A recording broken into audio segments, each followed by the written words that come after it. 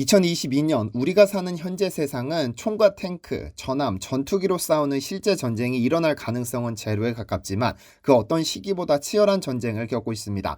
누군가의 배고픔을 담보로 하기 때문에 가장 치사해 보이지만 이것이 바로 현재 우리가 겪는 전쟁의 모습입니다. 그런데 여기 미국 정부 고위급 간부의 40억 제안에도 세계 최고 기업이 천문학적인 수익을 보장하며 던진 달콤한 사탕 발림에도 넘어가지 않은 한국인 농부가 한 명 있습니다. 어쩌면 그 덕분에 한국이 치사한 전쟁에서 살아남아 최후의 승자가 될지도 모르겠습니다. 어떤 일이 있었던 것일까요?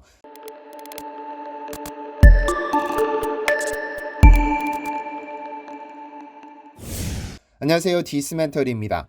연간 약 86조 원으로 추정되는 이 시장은 연간 70조 원의 반도체 시장보다 훨씬 더 거대합니다. 그리고 매년 5%씩 성장하는 블루오션이기 때문에 전 세계 모든 정부가 돈 싸들고 참전 중이죠. 아마 여러분 중 그 누구도 우리가 지금 사는 세상이 전쟁터라는 말은 실감하지 못하실 것으로 보입니다만 우리는 실제로 전쟁터에 살고 있습니다. 바로 종자전쟁터입니다. 제 구독자분들 중에서 청양고추를 좋아하시는 분들이 많이 계실 텐데 여러분들이 드시는 청양고추는 한국의 청양에서 재배되는 고추가 아니고 청송군과 영양군에서 재배하기 위해 중앙종묘가 1983년에 개발한 종자입니다. 중앙종묘의 유일용 박사가 개발했죠. 그러나 1998년 IMF 당시에 중앙종묘가 미국의 세미니스로 매각되면서 소유권이 넘어갔고 몬산토를 독일의 바이엘이 합병하면서 바이엘 소유가 됐습니다. 그래서 현재 한국에서 개발된 이 청양고추를 재배하려면 매년 바이엘에게 종자 구입 비용을 납부해야 하는 처지입니다. 이것이 바로 오늘의 주제, 종자전쟁입니다. 현재 우리가 맘 놓고 사먹는 일부 토마토의 경우 네덜란드 원예과학개발센터에서 개발하면서 1kg당 약 1억 1,400만 원의 비용을 지불하고 있습니다. 금 1kg의 현재 시세가 약 8, 9천만 원에 형성되어 있는데 토마토 씨앗 가격이 금 가격보다 높다는 사실을 우리는 잘 인지하지 못합니다. 하지만 만약 이 씨앗을 소유한 네덜란드에서 갑자기 씨앗을 판매하지 않는다면 어떻게 될까요? 우리는 토마토를 먹을 수 없고 아무리 비싼 값을 주어도 판매하지 않으면 영영 토마토를 먹지 못하는 상황에 빠집니다. 이것이 바로 종자의 무기화인 겁니다. 현재 전세계 정부는 종자 확보 전쟁 중입니다. 전세계 종자 연간 산업 규모는 연간 약 86조 원으로 추정되는데 이는 반도체 중 낸드 플래시 시장의 70조 원을 훌쩍 뛰어넘는 수치입니다. 그중 특히 옥수수와 콩 등 농산물의 경우 매년 그 규모가 성장하고 있죠. 지난 2019년 암스테르담 종자재단은 전세계 종자기업 중 상위 13개 기업을 선정했는데 그중 독일, 네덜란드, 미국, 일본 등의 회사가 대거 포진했습니다. 특히 한국 영토의 절반도 되지 않는 네덜란드의 경우 종자 강국인 것이 놀라울 따름인데요.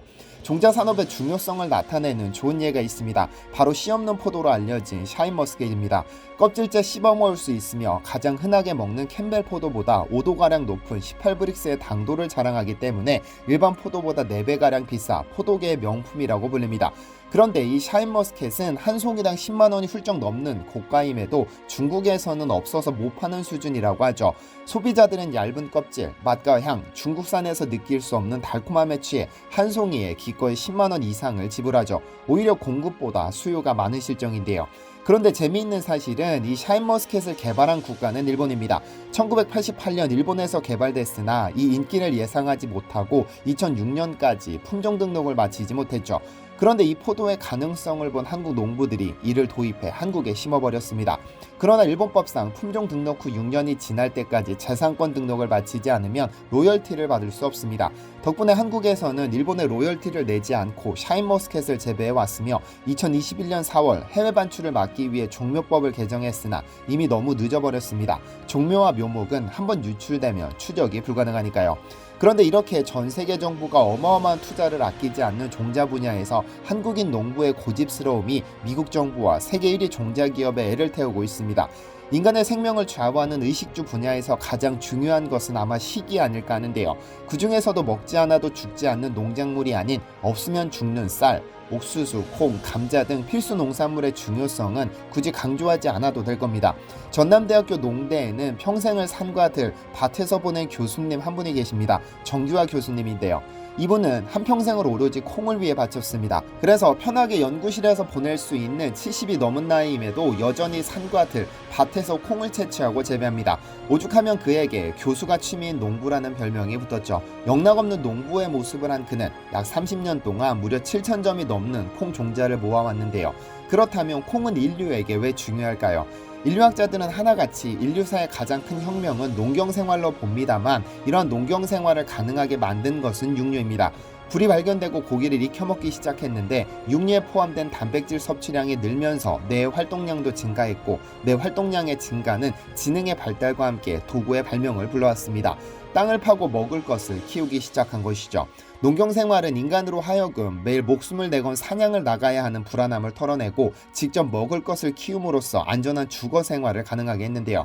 그러나 수렵 생활이 좋았던 이들은 정착 생활에 만족하지 못하고 마을을 떠나 유목민이 되었고 정착 생활이 만족스러웠던 이들은 평야의 털을 잡고 농경 생활을 시작합니다. 인류의 번영이 시작된 것이죠. 그러나 문제는 수렵 생활이 적어지다 보니 상대적으로 육류 섭취가 줄어들었고 이 육류를 섭취하기 위한 대안이 바로 콩이었습니다. 단백질과 지방은 인간의 몸을 구성하는 가장 중요한 성분인데 콩에는 무려 40%의 단백질과 30%의 지방을 함유하고 있어 육류 대신에 먹을 수 있는 가장 훌륭한 단백질과 지방 공급원입니다. 오죽하면 콩을 두고 밭에서 나는 소고기라고 부를 정도였습니다. 그러니까 콩은 우리 한반도 조상들이 위험을 무릅쓴 수렵 생활이 아닌 안전하게 정착할 수 있게 해준 소중한 농작물입니다. 그런데 지난 영상에서도 말씀드렸듯이 콩의 원산지는 한반도입니다.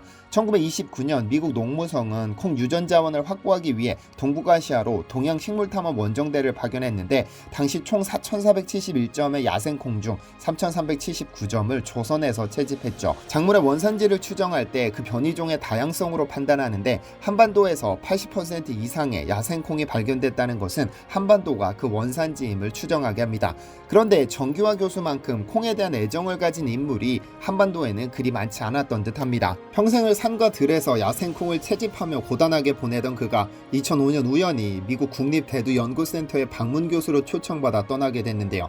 당시 연구센터의 종자관리 책임자이자 미 농무성 고위관리였던 랜달 렐스는 정 박사가 25년간 채집한 한국의 야생콩을 미국에 가져와 함께 연구하자고 제안했습니다만 그는 단칼에 거절해버렸죠. 현재 전 세계적으로 연간 3억 3,500만 톤의 콩이 생산되는데 그중 미국은 1억 2천만 톤을 생산하는 세계 최대 콩 생산국입니다. 1980년대까지 강원, 경기, 충청, 경상, 전라 할 것 없이 한국의 모든 지역에서 토종 콩 종자가 유출됐습니다.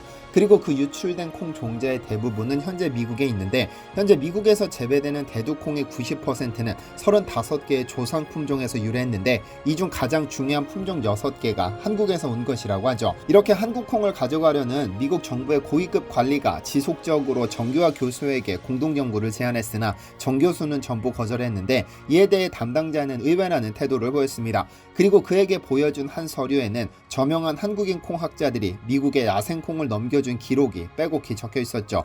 학회에서 만나면 반드시 한국의 야생콩 종자를 지켜야 한다고 힘주어 말하던 학자들이 미국에 갖다 바치듯 야생콩을 유출시킨 겁니다. 어쨌든 정 교수가 1년간의 연구를 마치고 한국으로 돌아갈 때까지 넬슨의 끈질긴 집착은 끝이 없었고 결국 미국 정부를 움직여 한국 정부에게 압박을 가기 시작했지만 그는 꼼짝도 하지 않았습니다. 사실 콩이란 종자는 굉장히 중요한 작물이지만 관리가 허술해지면 다시 싹을 피울 수 없는 종자이기도 합니다. 종자 상태로 보관할 수 있는 기간은 길어야 5년이기 때문에 주기적으로 밭에 심어 증식해야 합니다. 비료나 농약을 썼다가는 종자에 이상이 생길 수 있어 직접 심고 잡초 제거하고 물 주고 수확하는 작업에 하나하나 정 교수의 손길이 묻어야 하죠.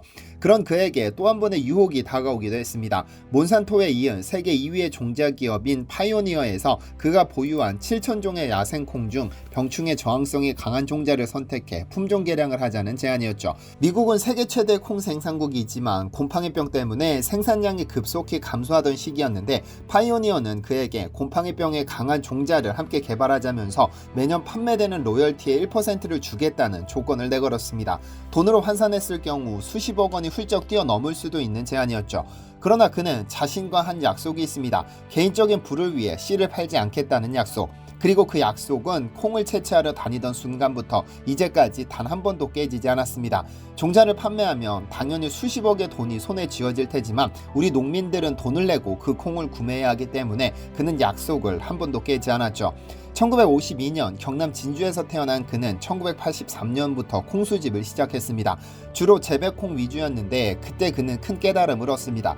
현재 재배되는 콩의 대부분은 야산콩에서 여러 세대에 걸쳐 수확량이 많은 쪽으로 개량되어 왔는데, 그러다 보니 다른 유전적인 특성은 약해지거나 없어져 버렸다는 점이죠. 이에 그는 원시 유전 자원을 풍부하게 지닌 야생콩 또는 돌콩에 주목했는데, 결국 원시 유전 자원이 높을수록 더욱 다양한 신품종을 개발할 수 있기 때문입니다. 그렇게 30년 가까운 시간 동안 모은 콩 종자가 7,000점으로 미국과 중국이 정부 차원에서 모은 6,000여 종보다 많습니다. 세계 최고 수준의 야생콩 종자를 오로지 개인의 발품으로 모은 겁니다. 이제 정규하 교수님이 은퇴하게 되면 이 많은 종자를 다시 키우고 수집하고 지켜낼 역할을 누가 해야 할지 막막한 것도 사실입니다. 한편 전 세계가 치열하게 종자 전쟁을 벌이고 있고, 일부 종자 기업들은 농민들을 자신들의 입맛에 맞게 주무르고 있습니다. 이와 관련한 내용은 KBS 스페셜로 방송됐던 종자 세계를 지배하다라는 프로그램을 확인해 보시면 적나라하게 확인할 수 있습니다. 현재 전 세계는 우량 종자를 확보하고 개량하고 보급하기 위해 어마어마한 돈을 투자하고 있습니다. 국제식물신품종보호연맹 조약은 종자 재배를 위해서는 지식재산권을 소유한 국가 또는 기업에게 사용료를 지급하도록 규정하고 있고, 몬산토와 같은 일부 종자 기업들은 농부가 재파종하는 것도 금지시키고 있습니다. 한국 역시 이 조약에 가입하면서 한국이 개발한 종자 또는 품종에 대해서는 합법적으로 로열티를 받고 있는데요.